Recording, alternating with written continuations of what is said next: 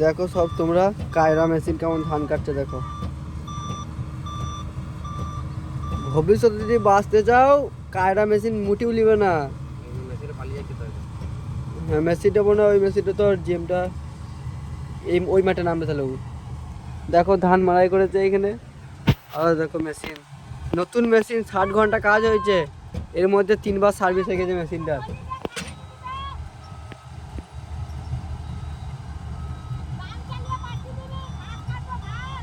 সকাল থেকে এসে 2 টিপ, 7টা থেকে এসে এখন 2 টিপ মারছি।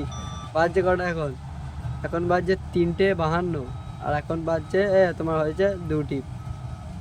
এটা 2 লোড হবো।